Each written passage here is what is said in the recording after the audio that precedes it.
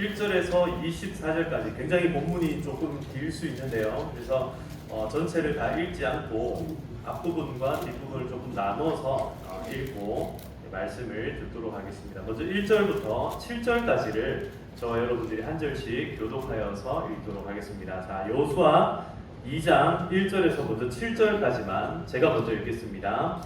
눈의 아들 여호수아가 시딤에서 두 사람을 정탐꾼으로 보내며 이르되 가서 그 땅과 여리고를 엿보라 하네. 그들이 가서 라합이라 하는 기생의 집에 들어가 거기서 유숙하더니 어떤 사람이 여리고 왕에게 말하여 이르되 오소서 이 밤에 이스라엘 자손 중에 몇 사람이 이 땅을 정탐하러 이리로 들어왔나이다. 여리고 왕이 라합에게 사람을 보내어 이르되 내게로 와서 내 집에 들어간 그 사람들을 끌어내라. 그들은 이 온 땅을 정탐하러 왔느니라. 그 여인이 두 사람을 이미 숨긴지라. 이르되 과연 그 사람들이 내게 왔었으나 그들이 어디에서 왔는지 나는 알지 못하였고 그 사람들이 어두워 성문을 닫을 때쯤 되어 나갔으니 어디로 갔는지 내가 알지 못하나 급히 따라가라. 그리하면 그들을 따라잡으리라 하였으나 그가 이미 그들을 이끌고 지붕에 올라가서 그 지붕에 버려놓은 창대에 숨겼더라. 함께 읽겠습니다. 그 사람들은 요단 나루터까지 그들을 쫓아가고 그들을 비쫓던 자들이 나가자 곧 성문을 닫았더라. 아멘. 아멘. 할렐루야. 네, 지난 한 주간도 잘 지내셨습니까?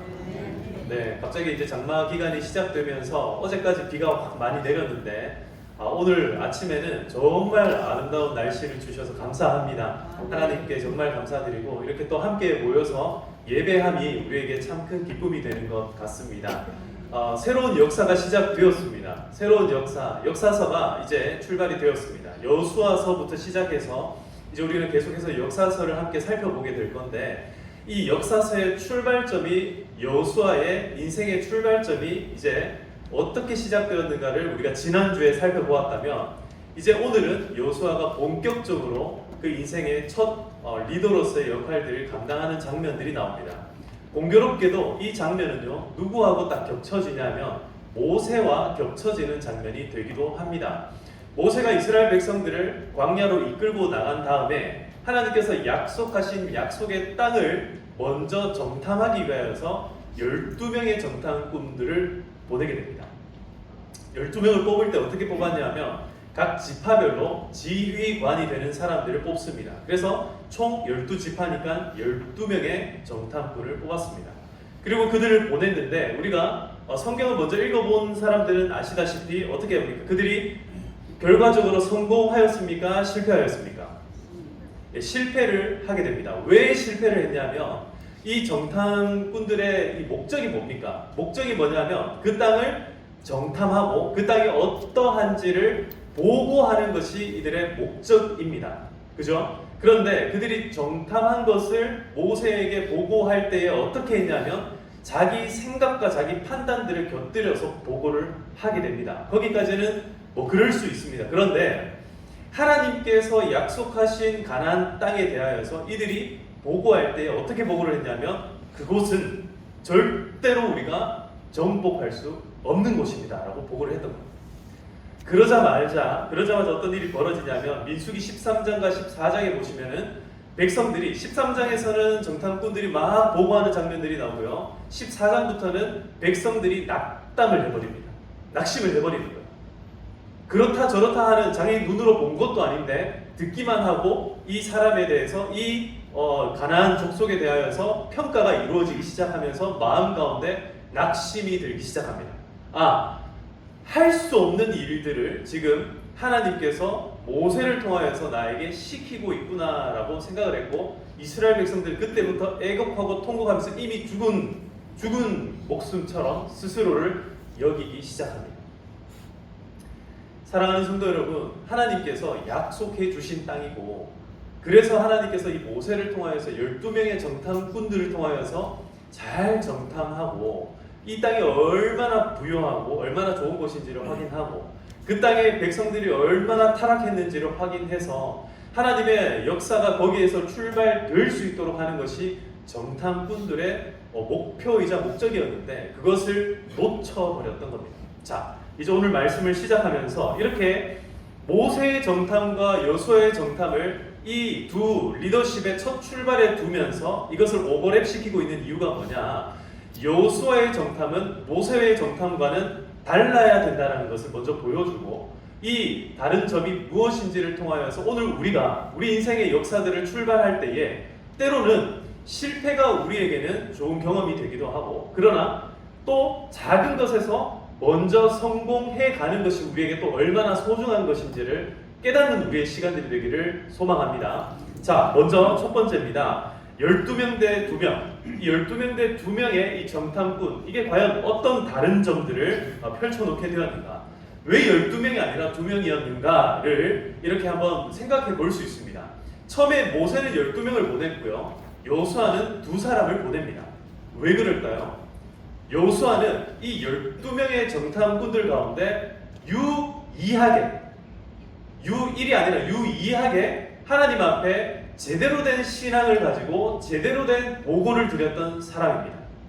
여호수아와 갈렙이라는 이 2사람만이 하나님께서 기뻐하시는 보고를 올려드렸다는 겁니다. 즉, 다른 10명의 정탐꾼들은 실패한 정탐이었으나 몇 명은요? 몇 명이요?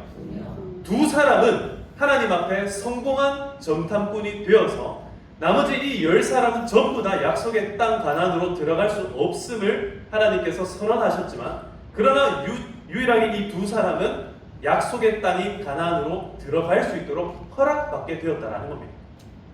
다시 말씀드려, 12명을 보내놨더니 2사람을 제외한 나머지 10명이 실패를 한 거예요.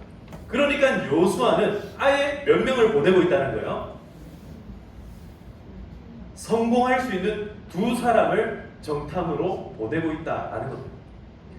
사랑하는 성도 여러분, 많은 사람들이 꼭 성공할 수 있는 것은 아니다. 반대로 숫자가 작다고 해서 반드시 실패하는 것은 아니다. 오히려 성경은 이 작은 그룹에 있는 사람들이 성공하는 장면들을 우리에게 굉장히 도전적으로 지금 보여주고 있다는 것을 기억하시기를 축복합니다. 여러분, 우리 평화교회가 어떤 교회입니까? 작은 교회입니까? 큰 교회입니까? 네?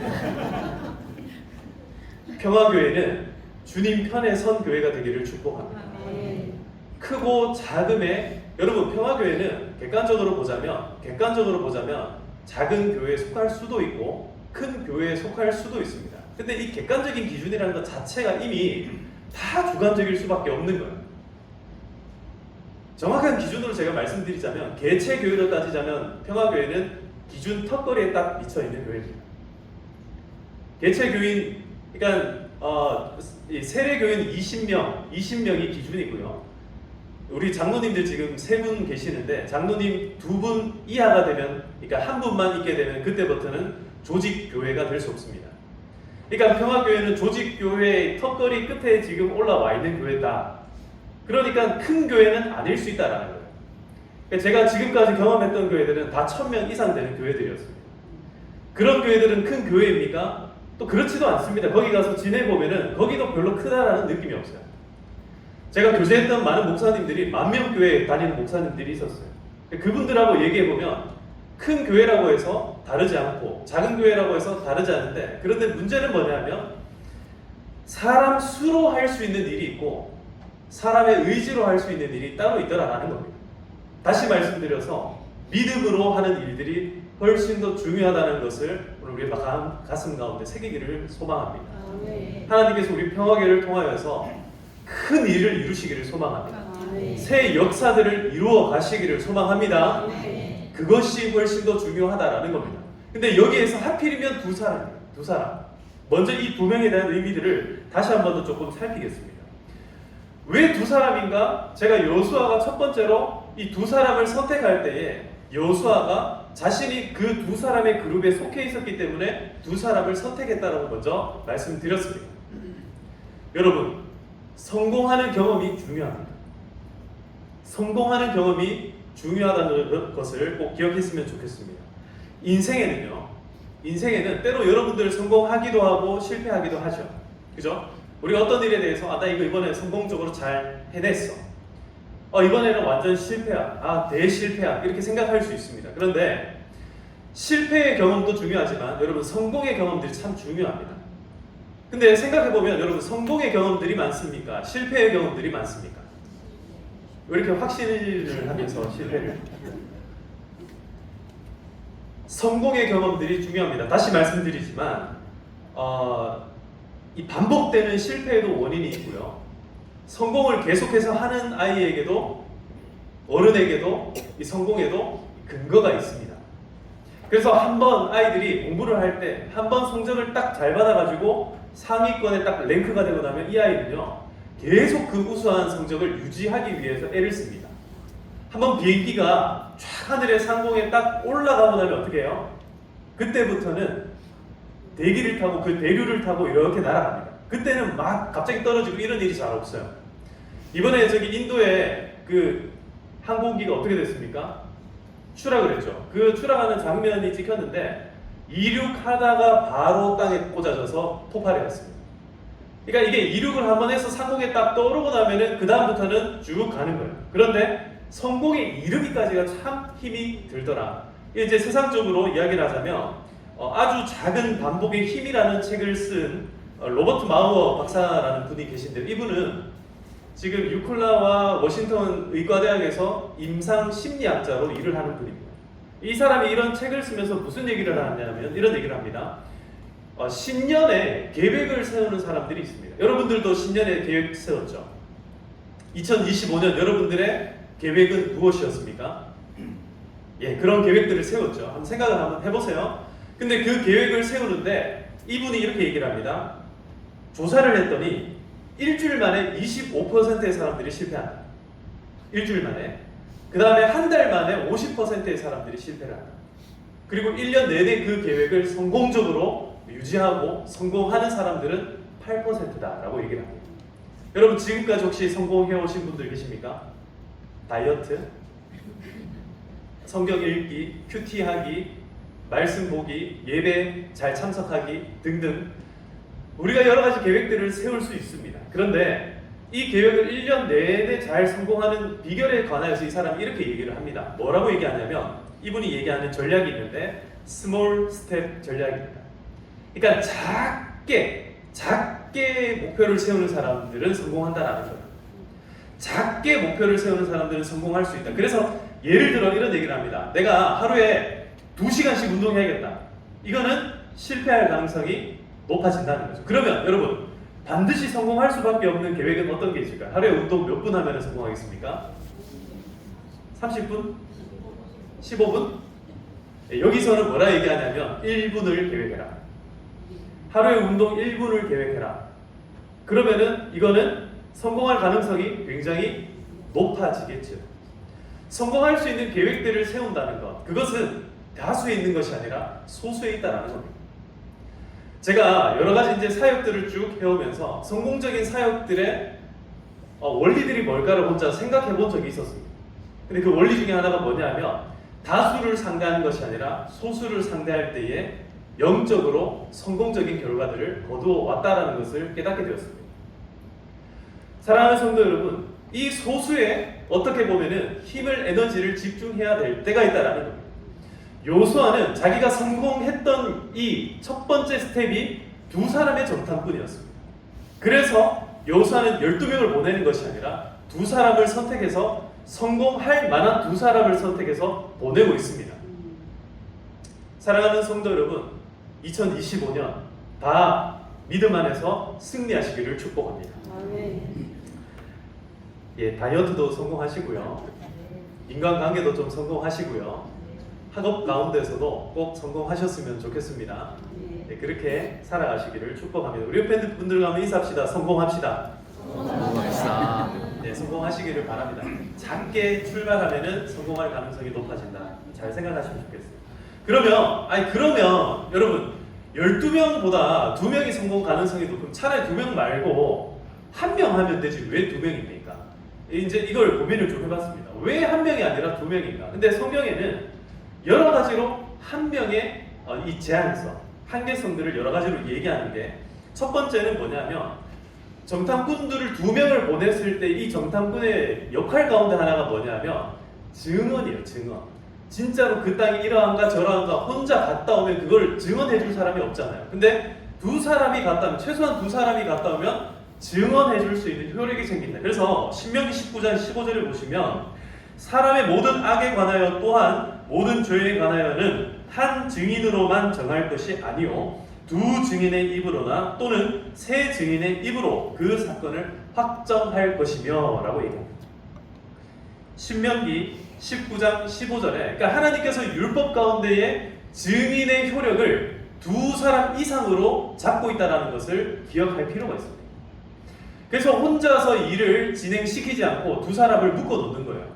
그래도 우리 교회도 보면은 여러 위원회가 있는데 항상 그 위원회는 혼자서 일을 하는 게 아니라 몇 명이 같이 일을 합니까? 혼자 하고 있어요 혹시? 여러분 위원장들을 홀로 두지 마시기를 축복합니다. 혼자 두면 안 돼요. 항상 일을 같이 하도록 해야 됩니다. 왜 그러냐면 서로가 서로에게 힘이 되고 서로가 서로에게 객관화시킬 수 있는 이런 에너지들이 우리에게 나오기 때문에 그렇다는 거예요. 특별히 전도서 4장 8절에서 12절까지의 말씀을 보면 혼자 살아가는 인생이 얼마나 안타까운지를 이야기합니다. 여러분 혼자보다 둘이 낫다는 것을 꼭 기억하셨으면 좋겠습니다. 자, 전도서 제가 4장 8절에서 12절 여러분 성경책을 빨리 찾을 수 있는 분들은 한번 찾아보시고요. 제가 읽어드릴 테니까 귀를 열고 한번 들어보시기를 바랍니다. 전도서 4장 8절입니다. 어떤 사람은 아들도 없고 형제도 없이 홀로 있으나 그의 모든 수고에는 끝이 없도다. 또 비록 그의 눈은 부요를 족하게 여기지 아니하면서 이르기를 내가 누구를 위하여는 이같이 수고하고 나를 위하여는 행복을 누리지 못하게 하는가 하여도 이것도 헛되이 불행한 노고로다. 2사람이 한 사람보다 나음은 그들이 수고함으로 좋은 상을 얻을 것입니다. 혹시 그들이 넘어지면 하나가 그 동물을 붙들어 일으켜려니와 홀로 있어 넘어지고 붙들어 일으킬 자가 없는 자에게는 화가 있으리라. 또 2사람이 함께 누우면 따뜻하거니와 한 사람이면 어찌 따뜻하랴. 한 사람이면 패하겠거니와 2사람이면 맞설 수 있나니 세 겹줄은 쉽게 끊어지지 아니하느니라. 아멘. 네, 우리 옆에 분들 다시 한번 더 보면서 이렇게 인사합시다. 한 사람보다 둘이 낫습니다. 한 사람보다 여러분 둘이 나은 줄 믿으시기를 바랍니다. 우리 평화교회 이렇게 많은 사람들이 있는데 여러분 보세요. 둘 짝지음이 얼마나 많습니까? 이 짝꿍들이 얼마나 많습니까? 여러분 한 사람보다 둘이 나은 줄로 오늘 확실히 마음 가운데 확신하시기를 축복합니다. 인생은 홀로 살아가게끔 하지 않았어요. 나는 혼자가 편한데요. 우리 남편이랑 도저히 같이 못 자겠어요. 우리 아내랑은 온도가 안 맞아요. 갱년기 여성들은 이제 막 열이 확 났다가 확 식었다가 막 하잖아요. 그러니까 어떻게 해요? 남편이 1m 이상 가까이 오면은 확 경기를 일으키기도 하고 성질이 가만히 있던 성질이 확 올라오기도 하고 남자들은 좀 이제 나이가 처음에는 막 열이 많고 막 이러다가 나이가 들수록 어때요? 추워요. 네, 추워요. 그러니까 따뜻하게 자꾸 보일러 올리고 막 이렇게 하는 여자들은 어때요? 더워요. 그러니까 창문 열고 에어컨 켜고 하나는 켜고 하나는 끄고 켜고 끄고 이렇게 되는 거죠. 사랑하는 성도 여러분, 그래도 둘이 하나보다 낫다는 것을 꼭 기억하시기를 축복합니다. 온도 좀 안 맞을 수 있어요. 상황들이 다를 수, 생각도 좀 다를 수 있습니다. 그럼에도 불구하고 어떤 사람은 짜장면을 좋아하고 어떤 사람은 짬뽕을 좋아할 수 있어요. 그럼에도 불구하고 둘이 하나보다 낫습니다. 탕수육 시켜 먹으려 하면 혼자서 먹기는 좀 그렇잖아요. 한 셋, 넷은 그래도 있어야 탕수육 먹을 수 있잖아요. 여러분, 하나보다 둘이 낫다. 꼭 그거 마음에 새기고 공동체 생활들을 그래서 하나님께서 이렇게 강조하시는구나 좀 생각을 바꾸어 가셨으면 좋겠습니다. 그래서 오늘 이 말씀을 쭉 끝으로 가면 갈수록 한 사람을 하나님께서 우리에게 붙여주시기를 원한다는 것을 말씀드릴 겁니다. 자, 다시 한 번 더 예수님의 파송하는 이 장면에도요 이런 말씀이 나오는데요. 마가복음 6장 7절과 누가복음 10장 1절에 보시면 예수님께서 제자들을 파송시키세요. 전도 현장으로 파송을 시키는데 12명의 제자들을 파송시킬 때에도 혼자 보내는 게 아니라 둘씩 몇 명이요? 둘씩 파송을 보냅니다. 3355라고 얘기하지 않습니다. 둘씩 파송을 보내요. 그리고 70명의 제자들이 모였을 때도 몇 명씩? 둘씩 파송을 보냅니다. 혼자 보내는 것이 아니라 꼭 둘씩 짝지어서 전도 현장으로 파송을 보내더라. 예수님께서는 이렇게 말씀합니다. 형제가 잘못했을 때 어떻게 해야 되는가? 마태복음 18장에 진실로 다시 너에게 이르노니 너희 중에 두 사람이 땅에서 합심하여 무엇이든지 구하면 하늘에 계신 내 아버지께서 그들을 위하여 이루게 하시리라. 두세 사람이 내 이름으로 모인 곳에는 나도 그들 중에 있느니라. 할렐루야. 여러분, 혼자 있을 때는 주님을 구하기도 참 어렵습니다. 주님과 함께 하기도 참 어렵습니다. 기도하는 것도요 참 어렵습니다. 그런데 두세 사람이 내 이름으로 모인 그곳에 누가 함께 있는다고요? 예수님께서 내가 너희들과 거기에 함께 있다라고 말씀하고 있다라는 겁니다. 우리 평화교회는 늘 주님께서 함께하는 공동체가 되기를 축복합니다. 여러분, 구역 모임을 하시든 전도회 모임을 하시든 늘 그 가운데 누구의 이름으로 모여야 됩니까? 부동산의 이름으로 모이면 돼요, 안 돼요? 네, 안 됩니다. 자녀들의 이름으로 모이기도 하고요. 가면은 부동산, 증권, 투자 여러 가지 이름으로 우리가 함께 모이는데 교회는 어떤 곳이냐면 예수의 이름으로 함께 모이는 곳이에요. 예수의 이름으로 안 모이면 거기는 예수님께서 함께 계실 이유가 없어요. 꼭 기억하십시오. 우리가 숫자가 작다고 해서 여기에 예수님의 이름으로 모이지 않는 것이 아니라 숫자가 오히려 작아도 예수의 이름으로 모이면 2명, 3명이 있어도 그곳에는 예수의 영이 함께 있는다. 반대로 거기에 귀신의 이름으로 모이면 누가 있어요? 네, 그렇답니다. 조심하시기를 바랍니다. 제가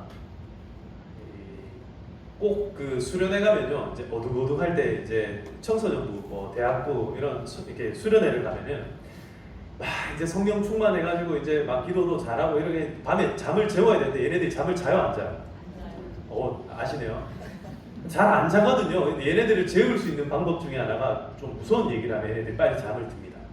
그래서 귀신 얘기를 막 하는데 궁금하신 분들은 다음에 밤 12시에 저를 한번 찾아오시고 12시에 전화하지 마세요. 깜짝 놀랍니다. 여러분, 우리가 예수의 이름으로 모이는 것이 중요합니다. 예수의 이름으로 두세 사람이 함께 모일 때 혼자 있는 것보다 두 사람이 함께 모여 있을 때 그리고 그 두 사람의 대화에 예수의 이름이 있을 때 거기에 평안이 있고 거기에 행복이 있고 거기에 기쁨이 있고 거기에 성공이 있는 줄 믿으시기를 축복합니다. 자, 이 본문 가운데 이제 본격적으로 이 본문이 이렇게 보여주는 장면들이 뭐냐면 뒤쫓는 자들과 조력자가 이렇게 나옵니다.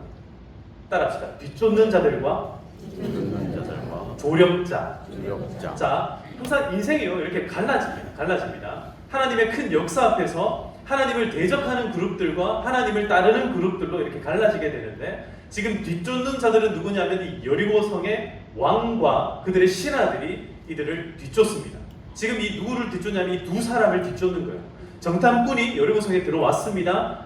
이 처음에 이제 누구의 집에 가게 되냐면 라합, 기생 라합의 집으로 가게 됩니다. 여기서 기생 라합을 여러 가지로 표현을 하는데 실제로 이 여자에 관하여서 몸을 파는 여자였다라고 다수의 학자들이 얘기를 합니다. 그런데 이 기생 라합의 집에 갔던 이유는 이 기생 라합의 집이 아마도 이 여인숙과 같은 역할을 했기 때문에 그랬을 것이다 라고 얘기를 하는데요. 이 기생 라합의 집에 가서 이 두 사람이 하고자 했던 일은 뭐냐면 정탐하는 일이었습니다. 이 지금 여리고성의 안의 상황들이 어떠한지를 듣기 위하여서 그래서 그곳에 가서 술 마시는 사람 얘기를 듣기도 하고 이 기생 라합 주인장의 이야기를 듣기도 합니다. 이 여인의 얘기를 듣고 보니 정말 이 땅이 지금 하나님 앞에서 벌벌 떨기 시작하는 거예요. 확실히 하나님의 일이 이루어지고 있구나. 그리고 우리는 여기를 정복할 수 있겠구나라는 마음이 정탐꾼의 마음 가운데 확신이 생겼습니다. 그런데 문제는 뭐냐면 뒤쫓는 자들이 있는 거예요. 곧 이 정탐꾼들이 지금 돌아가야 되는데 뒤쫓는 자들이 있어요. 이 사람들의 생명을 노리고 이 사람들을 죽이려고 하는 사람들이 있더라라는 겁니다. 여러분, 우리가 아무리 믿음으로 신앙적으로 살아가기 위해 애를 쓰고 정말 좋은 동력자를 만나가지고 두 사람이 힘을 쓰고 힘을 모아도 그 그 곁에는 항상 뭐 하는 다수의 사람들이 있어요? 방해하고 대적하고 그것들을 힘들게 만들고 꼬투리를 잡아가지고 이거는 안 되겠네, 저거는 안 되겠네, 안 되는 것들을 훨씬 더 많이 보고 결정적으로 하나님의 역사를 완강하게 반대하는 그런 그룹들이 있다라는 거예요. 우리 평화의 모든 성도님들은 다 조력자가 되시기를 축복합니다. 하나님의 일을 하고자 할 때에 우리는 대적자들이 아니라 뒤쫓는 자들이 아니라 항상 조력할 수 있는 조력자들이 되시기를 주님의 이름으로 축복합니다. 이 뒤쫓는 자들은요, 2절에서 7절까지 보시면 아주 집요하게 뒤쫓습니다. 이 라합의 집에 들어갔다는 것도 알고요. 그러니까 이게 뭐냐면은 지금 이 정탐꾼들의 행적들을 알고 굉장히 집요하게 길목마다 다 숨어가지고 언제든지 죽이려고 두 눈에 불을 부릅뜨고. 그러니까 여러분, 이 뒤쫓는 자들에게도 노력이 있어요, 없어요? 굉장한 노력이 있어요. 얼마나 열심히 하는지 모릅니다. 그러니까 열심히 방향이 뒤틀리고 잘못되면은 이게 어떻게 되는 거예요? 하나님을 대적하는 일들이 되고 말더라라는 겁니다. 그런데 자, 조력자, 이게 더 중요합니다. 이 조력하는 라합을 한번 보십시오. 조력하는 라합의 태도를 보십시오. 라합이 지금 무엇을 하고 있습니까? 라합이요, 한마디로 말씀드리면 거짓말을 합니다. 자, 혹시 이 중에 신천지 계십니까? 신천지 한번 손 들어보세요. 네, 이럴 때는 머리도 긁고 이렇게 눈도 이렇게 하시면 안 돼요.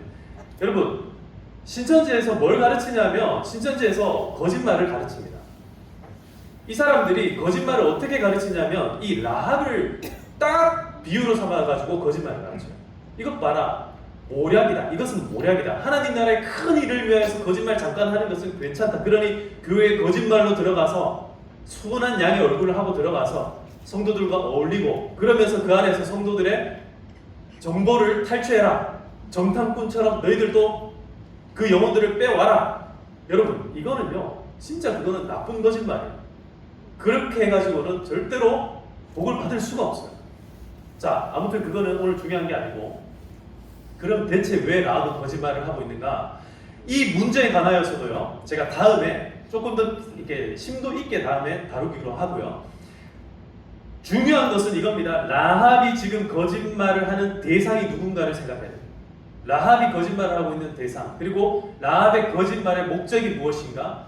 그러니까 산파의 거짓말, 라합의 거짓말, 이런 거짓말, 그러니까 나중에 되면은 또 다른 기본 족속들의 거짓말이 나오는데, 이런 거짓말들 끝에 결국 하나님을 섬기고자 하는 마음, 그들의 생명을 구하여 하나님의 백성이 되고자 하는 마음이 있었기 때문에 아주 제한적으로 허락된 거짓말, 이들의 거짓말을 통하여서 당장 두 생명을 살렸기 때문에 이 거짓말이 용인되었다. 이 정도로만 오늘 정리를 하고 좀 넘어가겠습니다. 라합의 이 거짓말을 통해서 결국 어떻게 됩니까? 정탐꾼들이 살아나게 됩니다. 자, 마지막 대지로 가겠습니다. 살아남기와 살아내기가 있습니다. 여러분, 이 두 정탐꾼은요, 이 두 사람은요, 살아냈던 사람들이고 살아남았던 사람들입니다. 이게 무슨 말이냐면, 먼저는 우리가 이 땅에서요, 어떤 삶을 살아내야 되냐면 서바이버가 되어야 됩니다. 여러분, 살아남으시길 축복합니다. 살아남으셔야 돼요. 이 세상에서 아무리 여러분들을 누른다 할지라도 여러분 살아내시기를 축복합니다. 살아남으셔야 돼요. 먼저는 살아남으셔야 돼요. 이 땅에서 생존해 가는 것이 중요합니다. 어떤 모양으로, 어떤 삶의 태도로 우리가 살아가든지 간에 먼저는 살아남아야 된다. 살아남을 때 정탐꾼들이 지금 3대 안에 들어가서 그냥 정말 말 그대로 정말 어떤 방법으로든지 지금은 살아남는 게 중요했기 때문에 살아남습니다. 그 다음에 더 중요한 것은 이 살아남은 사람이 살아내는 인생으로 바뀌는 것이 중요하다는 것입니다.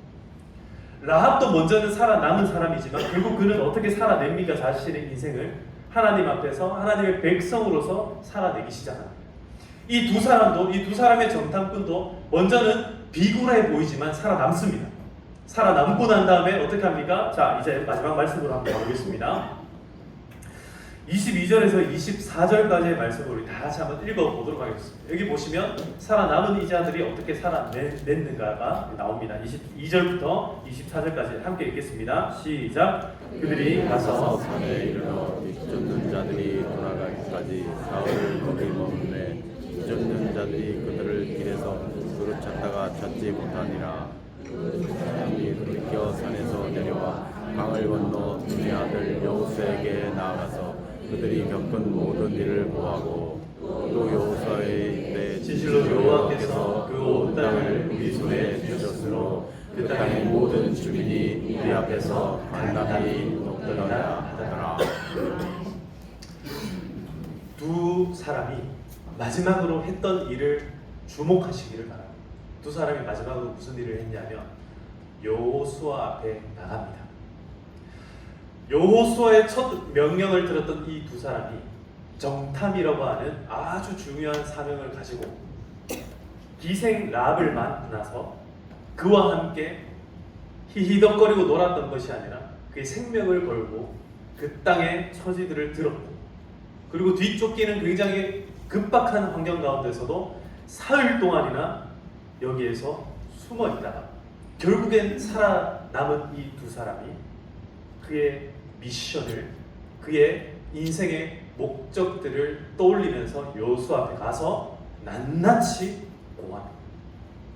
그들의 고함 가운데는 악평이나 불평불만이 없습니다.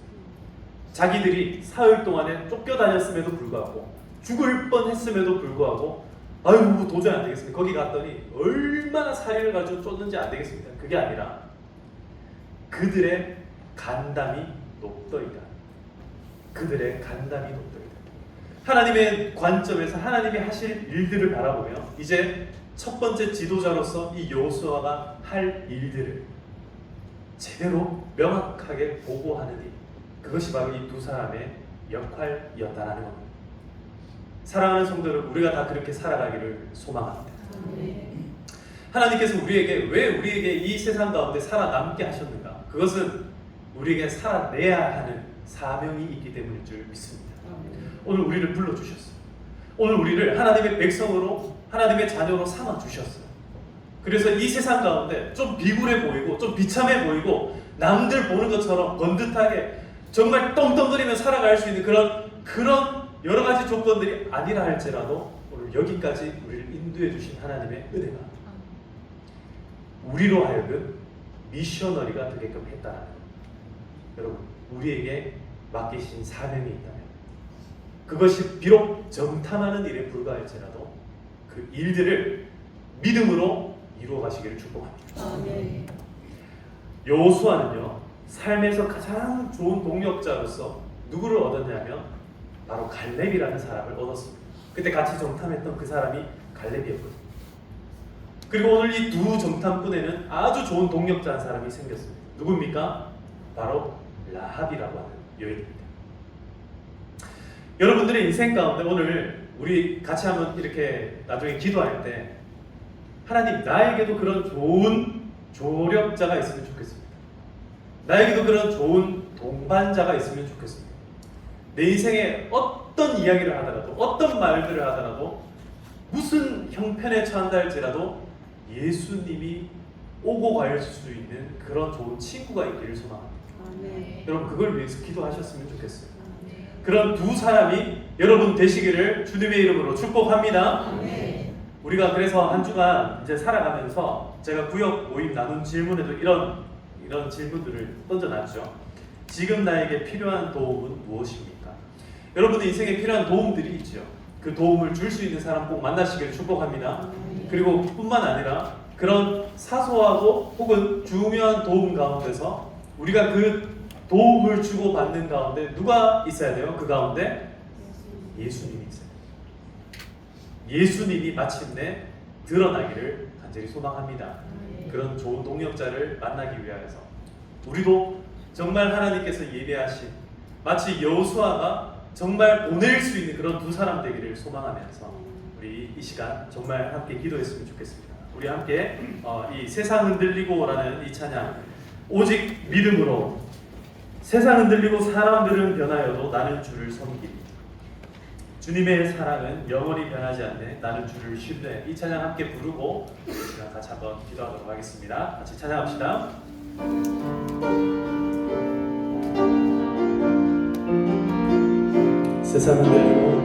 세상은 들리고 사람들은 변하여도 나는 주를 섬기리.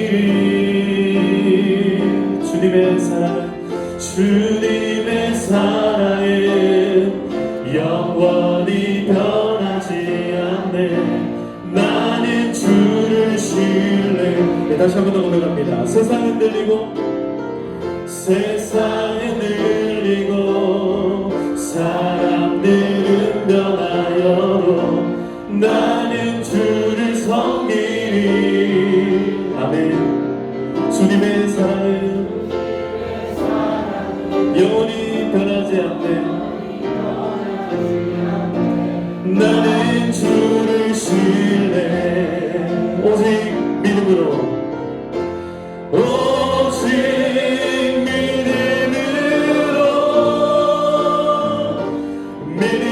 내가 살리라. 오직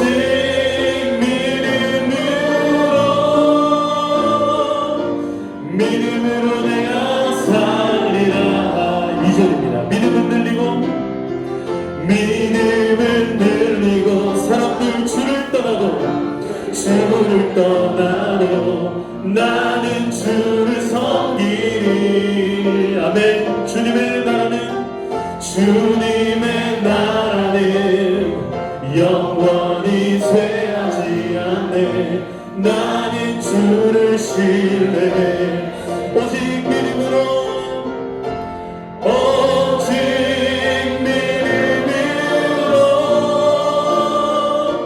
믿음으로 내가 살리라. 오직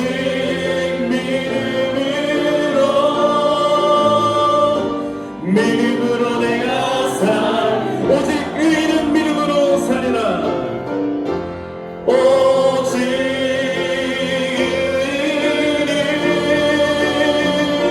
믿음으로 말미암아 살리라.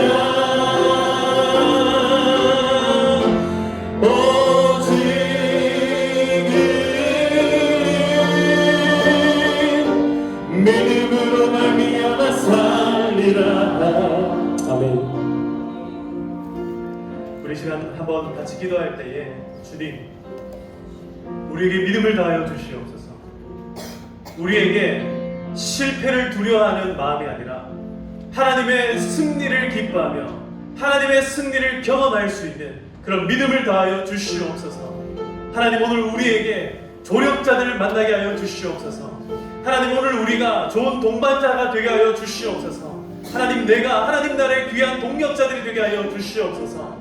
하나님의 일을 원하실 때에 하나님께서 그 일들을 향하여서 우리를 불러주실 때에 하나님, 우리가 기쁨으로 그 일을 감당하게 하여 주시옵소서. 하나님, 실패를 자꾸 곱씹는 사람이 아니라 하나님, 작은 것이라 할지라도 작은 성공이라 할지라도 믿음으로 한 걸음 한 걸음 나아갈 수 있는 우리의 삶의 걸음이 되게 하여 주시옵소서. 오늘 우리에게 믿음 주실 그 주님을 기대하고 소망하며 우리 이 시간 주여 함께 부르짖으며 기도하며 나아갑니다. 아버지 하나님, 감사합니다. 주님, 아버지 하나님 붙잡아 주시옵소서. 오 주님, 아버지를 믿어하여 주시옵소서. 아버지 하나님, 우리에게 아버지 하나님 이러신 일들 아버지 하나님에게 맡겨주실 때에 아버지 하나님, 라합이라고 하는 귀한 인생을 아버지 하나님 맡겨주시옵소서. 라합이라고 하는 귀한 인생들을 아버지 하나님 보내주셨을 때에 아버지 하나님, 정말 이 두 사람의 정탐꾼에게 정말 아버지 하나님 믿음으로 그 행할 일들을 해가며 나아갔을 때에 아버지 하나님, 정말 드라마와 같이 영화처럼 아버지 그 일들을 펼쳐주시고 아버지 생각지도 못했던 아버지 동역자를 붙여주셔서 그들의 생명을 구하실 뿐만 아니라 하나님 나라의 귀한 일들을 아버지 하나님 능히 행하게 하셨고 아버지 하나님 그 일들을 이루심을 아버지 하나님 있사오니 아버지 하나님 그 모든 일들 가운데 아버지 하나님 기쁨으로 나아가는 주의 백성들 되게 하여 주시옵소서. 오늘 우리의 삶 가운데도 많은 도움이 필요합니다. 하나님께서 도우시는 그 도움의 손길들이 필요합니다. 하나님, 오늘 우리에게 정말 귀한 믿음의 동역자들을 붙여주시옵소서. 하나님, 내가 생각지도 못했던 그 일들을 아버지 그 일들을 아버지 하나님 그 사람들을 통하여서 이 두 사람을 통하여서 하나님 정말 이 일들을 이루어 주시옵소서. 예수님께서 우리에게 말씀하신 것처럼 하나님, 늘 우리가 주님의 이름으로 모이는 아버지 하나님 동역자들이 아버지 하나님 우리의 모임들이 되게 하여 주시옵소서. 하나님, 클럽과 같이 아버지 하나님 정말 동아리와 같이 우리가 이 삶의 아버지 하나님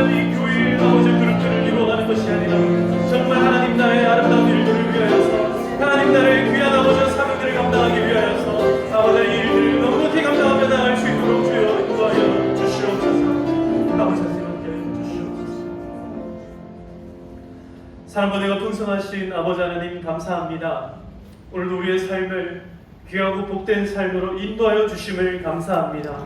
이 땅 가운데 우리를 홀로 두지 아니하고 하나님 우리 평화교회에 함께 나오게 하셔서 예배드리게 하여 주심을 감사합니다. 그 예배 공동체를 통하여서 하나님을 알게 하시고 주님을 믿게 하시고 주 성경과 함께 동행하게 하여 주심을 감사합니다. 하나님, 때로는 우리가 인간적인 모습들 때문에 서로에게 실족과 또 낙담을 주기도 하지만 그러나 언제나 모든 상황 가운데 오직 주님만 바라보게 하여 주시옵소서. 하나님, 연약함들을 자꾸 들춰내고 하나님 그것들을 나타내는 사람들이 아니라 하나님 그 연약함들을 채워갈 수 있는 귀한 믿음의 공동체가 되게 하여 주시옵소서. 우리 평화교회가 정말 작고 약한 공동체이지만 그러나 하나님 보시기에 정말 귀하고 아름다운 공동체가 되게 하여 주시옵소서. 하나님, 작은 일이라 할지라도 정말 하나님께서 기뻐 받으실 만한 그 두 사람과 같이 성공의 공동체가 되게 하시고 승리의 공동체가 되게 하여 주시옵소서. 믿음의 공동체가 되게 하여 주시옵소서. 하나님, 오늘 우리에게 귀한 동반자들을 주심에 감사합니다. 사랑하는 내 남편을 주시고 사랑하는 내 아내를 주셔서 감사합니다. 사랑하는 우리 부모님을 주시고 사랑하는 우리 자녀들을 주심에 감사합니다. 하나님, 정말 좋은 믿음의 친구들을 만나게 해주심을 감사합니다. 하나님, 정말 이 세상 살아갈 때에 홀로 살아가지 않게 하시고 하나님 우리에게 좋은 믿음의 반려자들을 만나게 하시고 좋은 믿음의 동반자들을 계속해서 만날 수 있도록 주님 은혜의 길들을 열어 주시옵소서. 또한 나 자신이 그런 사람 될 수 있도록 하나님 나를 바꾸어가고 내 마음을 변화시켜 주시고 하나님 그런 좋은 일꾼들 될 수 있도록 하나님 우리를 새롭게 하여 주시옵소서. 오늘도 하나님 앞에 귀한 예물로 하나님 나온 우리 성도님들 아버지 하나님 모든 예물과 헌물 아버지 하나님 감사 헌금과 하나님 앞에 올려드리는 모든 귀한 11조와 또 하나님 선교 헌금 아버지 하나님 다 받아주시고 하나님께서 이 모든 헌금 가운데 하나님께서 기뻐 받으시며 하나님의 그 놀라우신 은혜의 역사들을 이루셔서 아버지 하나님 하나님의 그 놀라우신 은혜가 우리의 모든 성도님들의 삶 가운데 흘러 넘치게 하여 주시옵소서. 하늘의 모든 신령한 은혜와 이 땅에 기름진 모든 것들로 하나님 날마다 그들의 삶을 채우시고 부요하게 하여 주시옵소서. 관계 가운데 아버지 하나님 어려움 겪지 않게 하시고 하나님 좋은 사람들 만나 주시고 하나님 붙여 주셔서 인생의 관계들마다 아버지 하나님 성공의 관계들을 계속해서 만나 맺어갈 수 있도록 역사하여 주시옵소서. 아버지 하나님 오늘도 하나님 앞에 귀한 예배 아버지 하나님 이 예배 가운데 정말 우리의 모든 마음과 뜻과 정성을 주님께 드리오니 하나님 모든 예배를 받아주시고 하나님 이 예배 가운데 우리에게 주신 작은 마음이 있다면 오늘 그 마음 붙들고 한 주간을 승리하며 살아가게 하여 주시옵소서. 감사드리옵고 모든 말씀 살아계신 예수님의 이름으로 기도드리옵나이다. 아멘. 이제는 우리 주 예수 그리스도의 은혜와 하나님 아버지의 크신 사랑과 성령님의 교통하심이 오늘 주님께서 우리에게 맡겨주신 작은 사명이라 할지라도 이 사명을 마음껏 이루어내며 이 땅 가운데 끝까지 이루어내기를 소망하는 우리 모든 주의 백성들 가운데에 또한 좋은 동역자들을 붙여주시며 좋은 동반자, 좋은 반려자, 좋은 동역자들을 붙여주시기를 소망하는 그 모든 성도들의 심령 가운데 그들의 모든 삶과 그들의 손으로 하는 모든 일들 가운데 모든 가정과 모든 자녀들 가운데 지금으로부터 영원토록 항상 함께 있을지어다. 아멘.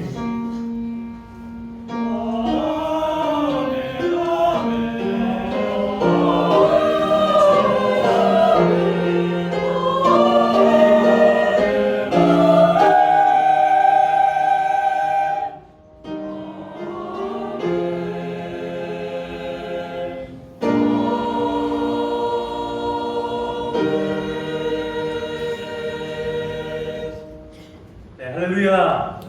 할렐루야. 네, 예배를 마쳤습니다. 우리 몇 분들 감 인사하시겠습니다. 사랑합니다. 축복합니다. 우리 함께 축복성으로 함께 하나님 앞에 또 함께 서로를 축복하면서 찬양을 드리겠습니다.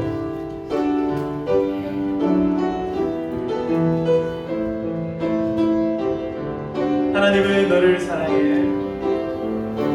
하나님은 너를 사랑해.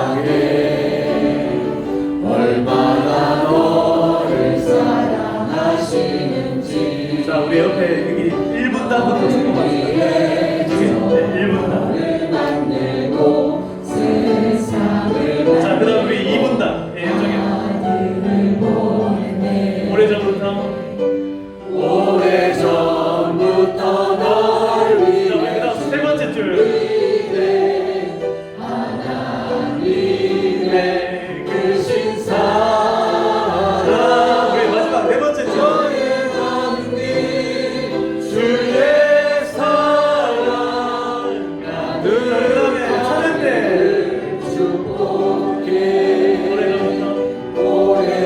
오래전부터 널 위해 준비된 하나님의 크신 사랑